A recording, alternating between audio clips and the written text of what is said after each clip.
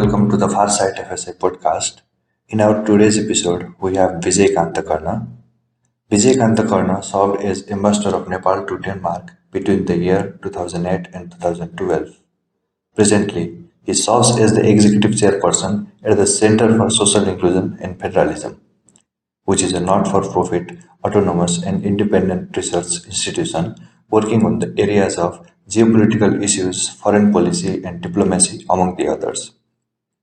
In recent years, foreign policy experts in Nepal have talked about the issues of alignment and non-alignment at a time when the geopolitical rivalry of superpowers is at its peak and regional powers also continue to influence Nepal.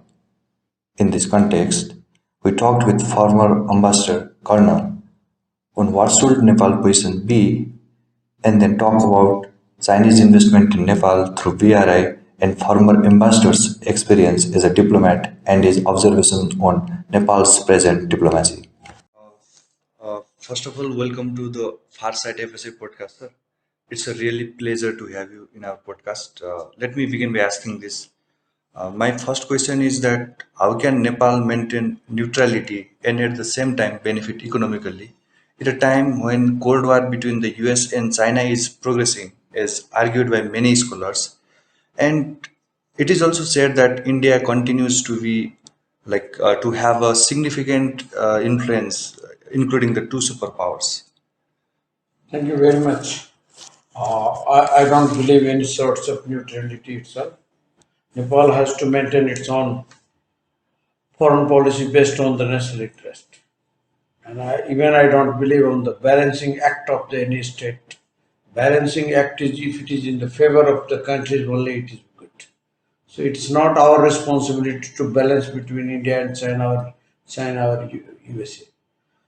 Whatever we have to do, we should do according to our national interest. Where it is served, that is the fine for the any foreign policy. Even during the non-aligned movement, the countries were divided, country was aligned, countries had signed a lot of arms ammunition treaty with different countries. But the smaller countries like us, we need to diversify our foreign policy and very strategically we have to work with the India, USA and China. So as we never engaged during the Cold War between Russia and America, we keep our position as a small power in United Nations and other international forum as a our own opinion in different situation in different phases of the almost 70 years of the long time it's a war, Cold War between the two superpower. So now the challenges is at the our doorstep because the Soviet Union was not our neighbor at the time, but China is one of the major power who is a conflicting interest in the global and Asia Pacific with the USA. It's in our neighbor. So Nepal has to tell very clearly to the Chinese as well as USA that we have nothing to do in your global competition and we cannot be the part of either with the China or the USA. Very clearly, very strategically needs to communicate it with the top leadership of both the countries. That we cannot be the part of either with the China or the USA in comparison or competition or anything between both of them. Same we have to communicate with China and India that our relation is based on the bilateral principles we agreed on the treaty protocol with India. So it is nothing to do with the China, nothing to do with the US and other European power. So our relation must be on the base of our bilateral understanding with India, same with the Chinese. So we have to clearly say that last few years what we have found that China's foreign ministry, Chinese ambassador is speaking in our bilateral relation with the USA and India.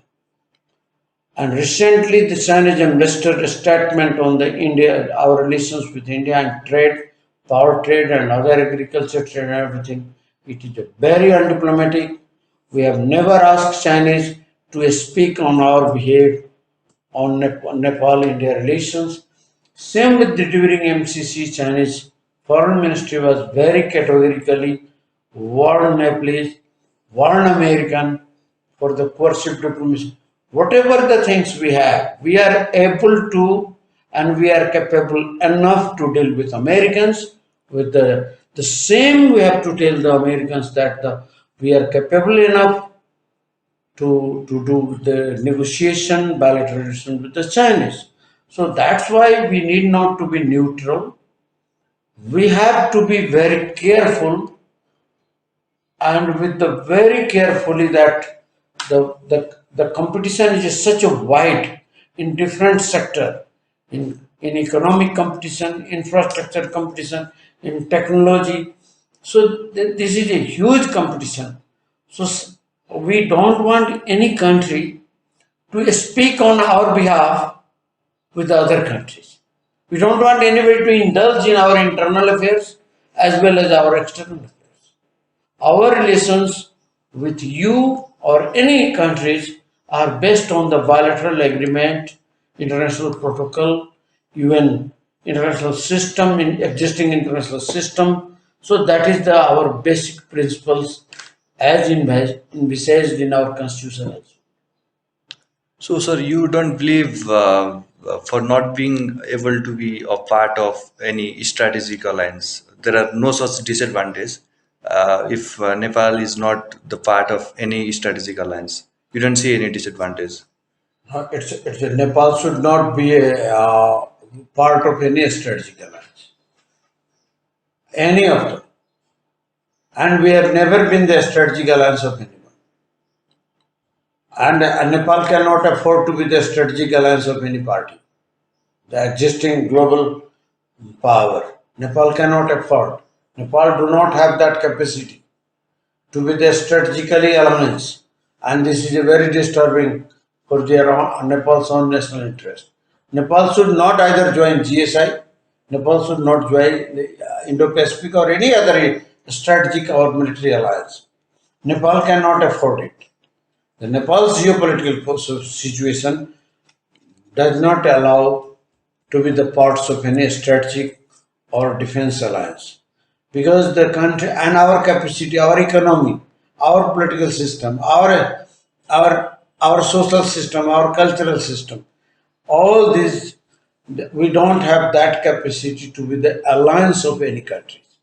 So Nepal should be very uh, carefully about own interest without antagonizing our neighbors and the global power. Both. Nepal should not be the part of any strategic alliance. Even if we have a disadvantage to not to be the part, so we have to bear it. Because once you are the aligned with any strategic alliance with any of the growing alliances, at the China is coming with the GSI. This is a global strategy to creating another security alliance against Western power. So we cannot be the part because we have never been the part of NATO or CETO and CENTO also. We have never been the part. We have and our capacity is not that. We have. I don't think anybody has to think about it because the country like Bhutan, Nepal, Bangladesh, Sri Lanka, these small countries, they have their own interest. Their priority is not to be part of a strategic alliance. Their priority is their people, their livelihood, poverty eradication, education, health.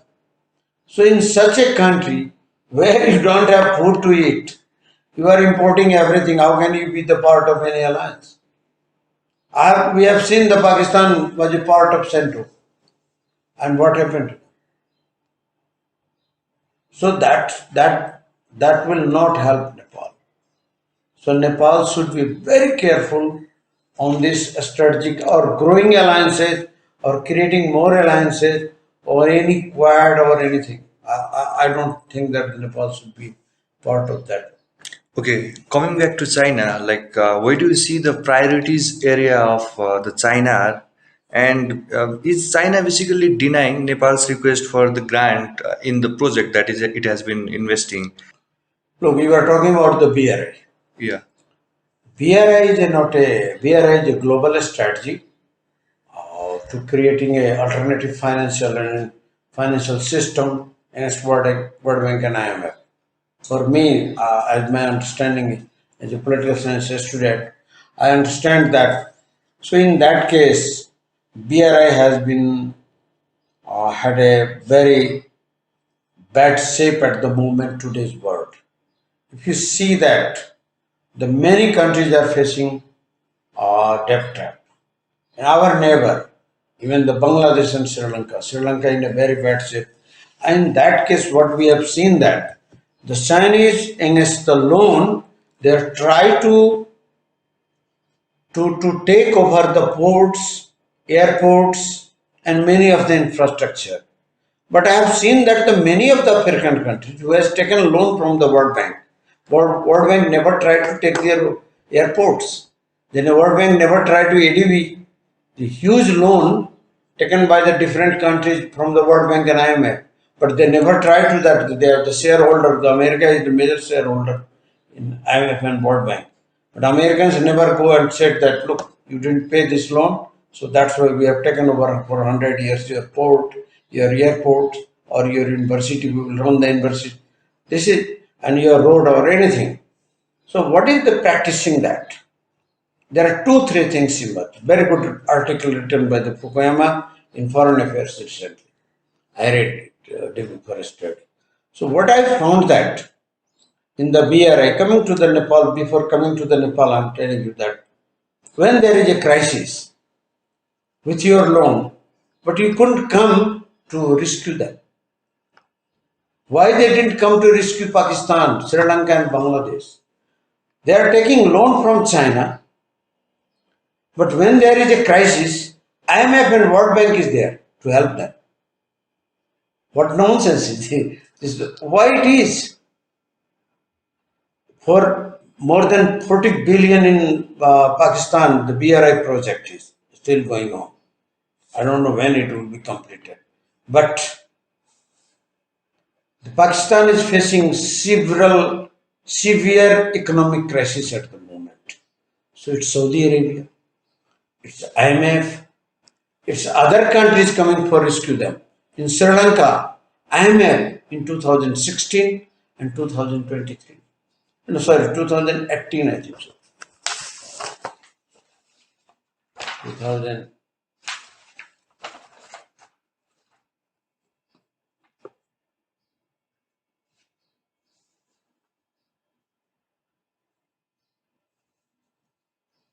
1.5 billion in 2016 and 2.9 billion in 2023. And India came for the risk and gave in 6 months. India has given 2 billion, and by the end of this, I mean this year, together from 2021 to 2023, in 2 years of time, Indian has invested $3 billion. So Indian loan and the IMF loan, they said no. We are giving you for your own economic development, not for the repayment of the loan. Even the Chinese is not ready to restructure the loan. The Japanese one time, Japanese are also a big lender in Nepal also. But they never said that you are not paying the Bardibas, what is the Kavre road, and you have to pay the BP Kerala road, and you have to pay, we will take over that. They never said that. We have never been default. We are not default at the moment. We are paying their loan on the time, and but in this case, looking at all the global scenario about the BRI, Nepal is a small country, and Nepal couldn't afford to take the loan at the interest rate of 8%, 6%. Very good thing in our part. I sometimes say that not our government do all bakwas every time. But whatever our finance ministry and foreign ministry did was a commendable job. They never took commercial loan. That is a very good they have done. Till now, we have always talking with the soft. BRI, they said that the more than 4% service charge altogether it's 6-7%. While we are paying after 15-20 years, it became 9-10%. Dollar rate, convertible rates are going. So Nepal cannot afford, number one thing. So that's why I 100% agree with the Prime Minister Serval Deva. He told the Chinese top leadership, Wang Yi, Speaker of the House, International Relations Department, who visited last year in Nepal, uh, CPC, Chief of the International Relations Department. Prime Minister Deva told them very clearly, look, we are a small country, we are a poor country. You were also poor in 60s and 70s. So you help us a lot. Now you are a global economic power. So why you are offering us loan? Now it's time you to help us to be a prosperous country, and we are not in position to take even soft loan or hard loan or commercial loan. So please give us grants. Number one important. Second thing with the BRI is Chinese trying to give the loan, manage the project themselves, spend money themselves. This is not the practice of the international financing. We have been taking loan. Our major lender at the moment is a World Bank. But they never manage. They transfer the money to the project office, the finance ministry. And money is being spent by although they govern, they advise, their consultants are there, but they never spent our money because it's a loan money. So, like look at the Pokhara airport. Ask the finance ministry who signed the check. It is 100% managed by the Chinese. It's not a gift, it's a loan. It's a 2% loan. It's not even cheaper loan. It's a hard loan actually because World Bank give us 0.6%, ADB 1.5%, Indian give us for 30 years 0.23%, Japanese 0.011%. So it's a nothing for that compared to the Chinese loan. So once a country, if we could manage the loan from other sources, why should we go for that? It is because that you have come with the strategy. That is not in our interest. Nepal should very clearly say to the Chinese that we will not go for. And coming next thing, the selection of the projects. Any projects you are constructing with the loan money, I'm not telling about your own domestic money. If any loan you are taking from any countries, that project must be commercially viable, must be profitable in some years. But can you tell me that after 8 months, August, after 8 months of completion, and we have already paid one installment loan to the Chinese in March, there is no flight from Pokhara to any international places. So it was whether the project was necessary or not, we have to think. I'm not talking about the Pokhara airport. I'm telling you the Melamchi project.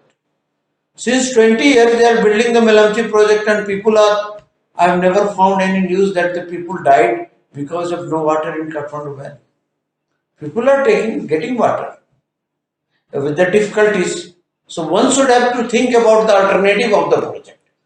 So we have whatever the project we selected, that this railway project. Today the railway project cost is 3.5 billion. Think about Nepal's GDP, Nepal's total budget of annual budget. So what we will do with this Himalayan railway? What you will send to China? What do you produce? We don't have anything. So we need a good road actually. We need a Tatopani road effectively working. We need a road from Raswagiri to that. And then selection of the six other roads, four or five roads, different connectivity. So with the loan money, if you are building road from Olangchung Gola to Ilam, how can you get, how can you make it profitable? What you send to China or only importing from China, that is not in your interest. So Nepal should rethink about all the projects again. The railway project, it is in our need or not? How can we repay the loan? What will be the use of the project? It cannot be a part of any nationalistic, egoistic, or some sorts of stupidity the part of a country to, to make the country in a trouble. Just look at the Sri Lanka port, Hambantota. It is 8 not even Chinese took over in 2016, I think so. It's more than almost 6, 7 years. What they are doing there? Earlier it was 7 to 10%. Now it's only 10 to 9, 8, 10%. So port is not able to attract international shipping company, and the port city, it's a desert, and they invested a huge money in the port and port city. What is the use? It's something like Pokhara Airport, something like Bhairava Airport. One should ask the leaders why you selected this project. So Nepal should, I'm not telling that if Nepal got, even the people's money also, you cannot spend like this one. Think about 216 million US dollar if you could spend in the upgrading of our good roads so that the people cannot be disturbed during the rainy season or other seasons. Landslide in different parts of the country. And Pokhara Airport is yet not able to attract any international flights. And even, see the Bhairava Airport. Our RA started flight from Bhairava, but there is no passenger from Bhairava to Delhi or Bombay or anywhere. So you have to think about before you are selecting the projects. Nepalese political leaders during the BRI global campaign, they were Trump in the way that, oh, Chinese are building all this dream. They were sending, it was election dream by the KP government and KP parties that look, we will win the power, the railway in the 5 years.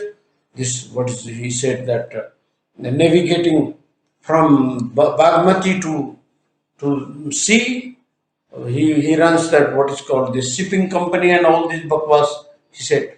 So one should think in the Nepal's, even the selection of the project on BRI experience of the global, why we yet not in 6 years of time, why we are yet not able to sign the project implementation framework agreement with China.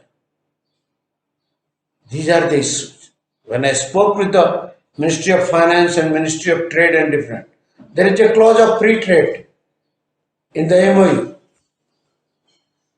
What a nonsense clause. How can Nepal sign free trade agreement with any country and even with the Chinese? Even no free trade with America and China. No free trade with the India and China. They have the capacity to import, export both. And we don't have any capacity to export. And Chinese yet not provide us the 116 items we have proposing since 20 years to the Chinese government that allow our these goods. In a state they said export airlines matter. So this is, they give us 8,000 items. But they are not ready to sign the contract with the 616 items we have forwarded to them. When I talked to the people of the trade ministry, they said that all the time, that they said, okay, we are considering. Because our trade was not with Beijing. Our 100, 200, 300, 400 years of trade with Tibet, we are not able to send any item to the Beijing or any mainland. Our capacity to send our goods, traditional things, herbs, many things we produce to send Lhasa, Tibet, which Chinese are not allowed. The barter system between the people living in the both countries is stopped since 6 7 years. The protocol which says that the Tibetan can come to 30 kilometers of Nepal and Nepalese can go to 30 kilometers to the China. They couldn't allow since long time. No, all the borders are closed by themselves, and people are suffering, indifferent. Whenever they like, they close. Whenever they like, they open. It depends on their mood or their own strategy. In this context, how can Nepal go for this framework agreement or BRI implementation in Nepal? I thanks to the Nepalese Foreign Ministry and Finance Ministry that they couldn't agree to the harsh condition of China on BRI.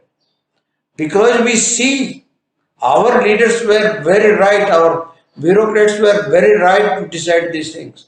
Because we have seen the situation in Africa, Tanzania, see the Argentina, many of the countries. Many of the countries earlier they have taken loan from the BRI, but they are not able to. So question is arising, and now the BRI Chinese economy itself is in trouble. So I don't think that the China is still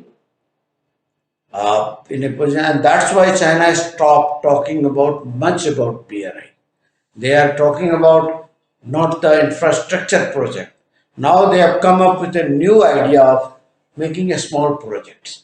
Silk Roadster. There is a new concept they have forwarded to Nepal. I don't know whether they have proposed to the government or not, but they have given to the political parties. Just 1 month back, when 1.5 months back, when the uh, Politburo member was here. So in this context, what I think that the at the moment I don't think there is any hope for the BRI implementation. Okay, so sir, this is my last question. Basically, like it might be adjacent to your personal and professional experience as well. Basically, this is about economic diplomacy. Like you served in Denmark as an ambassador from 2008 to 2012, and looking more than a decade later, do you see any changes and improvement in EU-focused diplomacy? As EU is one of our largest trading partner. Look, our problem is very structured problem. Uh, our problem is that we are not able to produce substantial item to export. In 2016, US Congress passed a preferential trade bill to help Nepal of this due to earthquake. Interestingly, Nepal, it is already almost 7 8 years, and Nepal is not able to send a single item to the American market. And now Nepal also started talking about the extension of that, that preferential trade facilities by the US Congress. So our problem is not the market. Our problem is that there is no such produce in our country. Our problem is our economic system. We are importing countries. We don't have anything to export. Even if look, just telling you that the people say tomatoes are throwing on the street, but you don't have system to how to use this tomato if it is producing a seed. You can have a many thing you can do it. The ginger, the people in Ilam and different parts of the eastern Nepal, they sold in the through price sometimes. This year they are getting market in India, and that's why it's okay. For tomato, this year they have got the market. But the question is that where is our production? What we produce? carpet. Even if carpet, we import wool from New Zealand and from Tibet. Our contribution is weaver only. The design is coming from America and Europe, and all other technical support from India, Indian export. So our industrial, our economic need to be restructured. We should first produce the things, not only produce the competitive. You have to face the competitive market in the global market. Although we have a access our goods in European market, we have preferential agreement with the European Union. While I was serving in 3 4 countries based in Copenhagen, I spoke to the different countries. Come back to their talking with the FNCCI, Chamber of Commerce. They don't have any produce. Coffee, tea, it is going. If you have package, they need, and the coffee, tea is going. Once I have asked some of the organization to produce the ginger, the Pakistani and Indian. Our ginger are better than all the. I said that. So they asked for the metric ton. So it's not much. So we never try to modernize our agriculture, our industry as per our need and for the market. That is the big problem. Market is not a problem. Market is not a problem. But what should we do in the economic field? What I found that IT, our young engineers are very much capable enough to make software so that they can export to the European and American market. So we have to work on that where our strength is. The carpet. Earlier we exported huge carpet but we never try to develop our own wool in our Himalaya. The government never try to produce wool in Nepal. You are importing everything. Then what will be the benefit? The design is from outside, wool is from outside. Only you are just making weaving, the labor work you are doing. So that will not benefit. Nepal needs, that the very specialized type of industrialization so that you have a market. Even we have a pre-access in India. But what do we produce? What do we do? We bring oil from Malaysia, repacking here, palm oil sending to India. We smuggled supadi, we bring supadi from other countries, smuggled to India. This will never happen. So Nepal needs first to produce the good things. For economic diplomacy, at the moment I found that IT is much more important, so that Nepal government should focus on it, encourage the new startup, so that. And what I found that the government, industry ministry, and other these all private sectors, they are focusing on trading because it is quick money. Trading is a quick money. Our finance ministry thinking about the custom. When the custom decreased, they were very worried. I am happy that this time we import less. So we have to focus on that one. First we have to produce for ourselves, then only you can export. So our production is very poor at the moment, nothing. That is why I am telling that. What we send in the railway, Khadak Prasad ji once said that we should send Himalayan water. He couldn't understand that with the Chinese they have also Himalayan and they have better capacity to produce mineral water. So, but in that case, for economic diplomacy, we have to focus on skill, technology to bring here, technical support from different countries, from Europe, from America, many countries. In IT sector, major collaboration. But because of we produce nothing, so what we you sell? Even if you posted ambassador in different parts of Europe, what we sell? The Indians, they have a lot of produce. The Chinese, they have a lot of produce.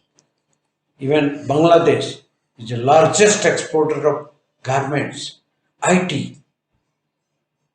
But where we are importing all the garments, everything. So that's why we never try to invest in textile. We never try to invest in. So this moment, another area that we should ask different countries to invest in Nepal industries, because we have a preferential, not a special trade treaty with China, India, where you can export anything. You can export anything in Indian market. So if somebody produces in Nepal, they can export anything, even the parts of any cars or anything. So we have to give them conducive environment. Now we have a conducive in electricity, we are producing more electricity. So that one. And our another area is hydroelectricity to get investment, because we have a yesterday the cabinet of India approved the 10,000 megawatt electricity project. So Nepal and India is going to sign, maybe in a week or two they are going to sign the treaty on that one. So that will give a major opportunity, because by the end of 10 years we need 15,000 megawatt electricity. Because you, at the time when it is the only around 4,700, I think so, or 5 6,000 is a promised money from India and other countries. You need more 10,000 investment in hydroelectricity. In that case, we have to ask Indian, Chinese, private sector. Not talk about always government. Even the Norway, once interested in, I remember a company called Sun, I think so. What is that? I forget. They have a company, a big company in hydroelectricity. Even the Finnish company interested in there. Even Germans are very good in hydroelectricity. Italians, they are doing very good in different parts of the world. So you can ask them to invest, because there is a market. Here is a market you can directly export. In this case, Nepal and India government rather must allow private sector to do their business. Not all the time the NEA. Why NEA is exporting agency, only NEA? Why not other which is producing export to India? No problem. Even the Chinese, if the Chinese Prime Minister said that he is going to sign, he will be asking in Chinese to sign. I don't know whether Chinese will agree or not, but he said that I have seen it, lot of proposal wish list, a big wish list by the Prime Minister office and the Foreign Ministry. I have seen in the media. But we can these are the investment area. For export, we don't have anything. So if you don't produce anything, what is that? So that's why industrialization, investment in IT, collaboration. Another area is education. Ask top Indian ITs university to come to Nepal. Ask top American university to come to Nepal and invest. And then our people will not go to spend money in America and in India or any European countries. So Are you that is, saying that we should bring American and Indian universities yes, and yes, system in Nepal? yes. Why not? Is that possible? Yeah, why not? It is possible. If it is possible in India, it is possible in Bangladesh, it is possible in China, and not us. It is possible in Thailand. It is American University in London. And IIT India is investing all over our countries. And other, even in, they are collaborating with Europe and America and different, in Vietnam, in Cambodia, Indian IIT is going on. So why not we ask them? Why don't we ask IIT, IMM Ahmedabad to come here and run a college, so that we could manage our people? People say that the people are going outside. Why they are going? Because we don't have any good university, good college, and that's why they are going. So in the education sector, you have much more qualified manpower. They can. I don't think that everybody can be in Nepal only. They could go anywhere, but they will bring money. They will bring technology, and they will bring investment also.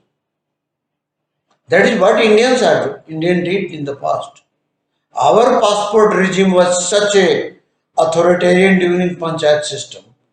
The only after 1990, the passport regime became a very liberal, and that's why everybody getting passport. Just see that the Indians are going visiting all over the world, and they are investing lot, earn a huge money. Now they are investing in India. See the Modis, everybody is investing in India. But our people went in after 1990, and so it's only 30, 35 years. And they are in the Europe, America 100, years. Even during the British time, they went for study, collaboration. So that our educational institute also can be competitive. They can compete with that. So, and they can even suppose that I found that this Pulchok Engineering College signed a contract with the IIT Madras. I have seen last month they did something. I have Is seen it in media, Kharagpur? yes, Khor- collaboration. It was a fantastic idea. IIT Madras is one of the best institute in India. They produce high quality people. Look at the people of all the global world to the IT sector. All Indians are CEO. Wherever you see, whether it's Microsoft, Google, or anywhere, look at that. So why not Nepalese gets that type of education? So that's why we need to our education sector quality, and we bring the people, bring university here so that it can. Bangladesh allow American to open university. Why not we allowed? See, because our education system at the moment is in a very dire condition. I say it's in a very bad state. We have a very less quality teaching learning here in Nepal. So we need best people to teach our people so that you can have a good knowledge, so you can attract more investment, more knowledge to the Nepalese people. Okay, coming back to diplomacy again, like while unfolding it, what is the role of an ambassador, sir? Like, and how do they set things in motion? Because at the end of the day, things are decided by cabinet and the people at the higher level, people who are in power. No, actually, no, that this is not that. Yes, ambassador role of ambassador is to implement the policy decision of the government in any part, even American, Indian, or whoever. So while doing it, you have to take care of their own interest, country's interest. What is our interest? How can we serve the better interest? How can you not only this one, but how can you create an image of the countries? How can you sell the image? Once I was in Pokhara in 2013. I have to speak somewhere. So there are a lot of people from Pokhara, and I said that since last 4 years I have been selling Pokhara in different parts of the Europe. So everybody is looking at me. And yes, I've been Finland, Helsinki, Oslo, Stockholm, Copenhagen, every places in different parts of the other, even a small city, and selling that the Pokhara is one of our best tourist place in the world. We have such a scenario, distributing leaflet about it. So it's a kind of cultural things also, not only this one. Cultural Selling, diplomacy. yeah. Now you have to create the image of your own country. What image you have? Not only Sita or Everest or Buddha. The people, their culture, language, to tell and interact with the society level, at the university level. It depends on the individual person. I have been visiting different university in the Sweden, in the Finland, and different Stockholm even. So I go and speak with them. I go and speak with their students. I'm a teacher at the time also. Still, I feel it as a so that whenever I go to them, I was speaking in a Copenhagen business school one time, and I found that the principal was political scientist. So, and when I started, I said that I feel it as my home. It's my own colleague I'm between because I'm basically a teacher. So, and so that's why don't consider me as an ambassador. I'm speaking as a teacher because with your student and teacher, I was speaking about Nepal's peace process. So, it depends on the individual capacity to create image of the countries with your culture, promoting ethnic diversities, geographical diversities, your touristic place, your language, your culture, your music, and besides the all economy. So, ambassador role is not a limited to the foreign ministry directives. It depends on the creating to integrating with the society,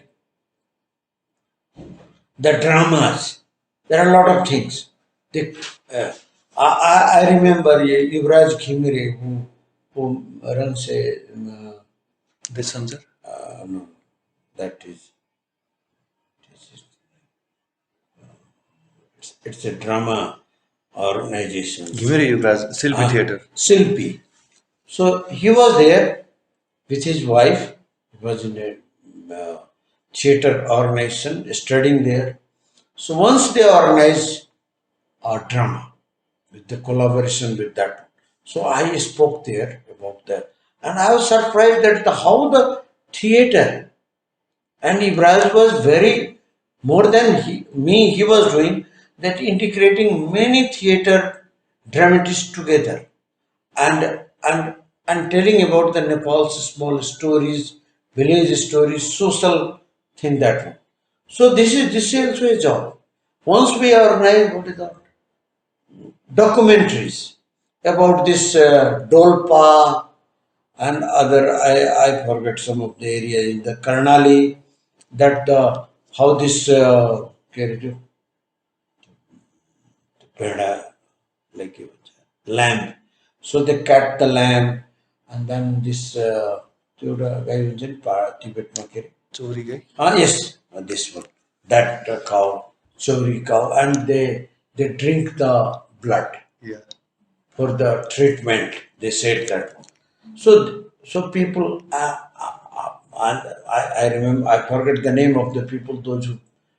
So there was then what we did. We support them little bit from the embassy and both the group together. There were 3 4 days screening of our 4 5 documentaries. So people attracted by that way. By the cultural you have to attract. So you have to tell continuously. What is it? So it's a kinds of a country's image building also investor role is. Besides the government to government cooperation, besides negotiation, besides aid, grants, and then technology, many things, what we learn from it. What are the benefits to integrate the business to business people from their business, from our business? Integrate the educational institution. Once I did with that, I have asked Aarhus University authorities to work with the Kathmandu University and Tribhuvan University. And they have some projects on study research. Still, they have some projects with the Aarhus University and Kathmandu University. They are still, I remember the Karen Langdon, she is still coming every year. She is working on migration. And some of the Kathmandu University professors visit Copenhagen and they work on it. So it's a different role is there. The role of an ambassador is to create positive image of the countries. And if your country, because at the time we had a major challenges in the constitution building, another was the conflict, I mean the peace process. So it was a very hard time to convince them. And creating the atmosphere to for supports because Denmark, Finland, Norway, and even Sweden through EU were the major supports aid in our education, in our peace process. They have supported a huge amount of that. So you need to talk to the parliamentarians, political parties People here say that I sometimes laugh that you are visiting any investor cannot meet without the foreign ministry. I never asked foreign ministry for any appointment. I was free to meet anyone. Once I asked the foreign ministry, they said that if you have a problem to get appointment, then only you tell us. If you are getting yourself, we don't need it. If you don't need our help, why you are calling us? Why you are telling us? So I met several ministers, industries people, political leaders. I met regularly. I used to meet the leader of the political party who looks after the foreign policy. Once I remember in 2010 when Danish government about to decide that to stop the foreign aid to Nepal. So it was very hard time. So I talked several discussion with the Ministry of Foreign Affairs, and then I went to each and every party's foreign office leaders. I met several leaders. Then I met Foreign Policy Committee chairman and international aid committee they have, and I met several officials of the Prime Minister office. And and then I met the Danida board, which is a private sector board. Danida board is not government representative. It's 100% private people, those who contribute at the taxpayer board actually. So then I convinced the board to visit Nepal. And whole board came to Nepal. Finance ministry, then finance secretary was Mr. Khanal, Rameswar Khanal was very, and the planning commission, foreign ministry, all they contributed and they went to different parts of Nepal that the Nepal needs. So that was in 2010 and then decided to continue for 5 years. But after 2015, Denmark stopped embassy and they closed. Could have again to pursue the same spirit. It was, I remember it was almost 3 to 4 months. My diary was full of appointments. Every day I used to meet 3 to 4 people.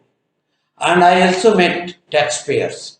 I met Carlsberg CEO. I met other big companies CEOs and asked that, and everybody said that no, they will talk to the Danish government. They should not stop Nepal. So there are role not only the government, role of the private sector, role of the social, and then I spoke with the many civil society organizations. So that you can, these are the works of the investor. To link with the cultural linkage established, social linkage established, and many of them.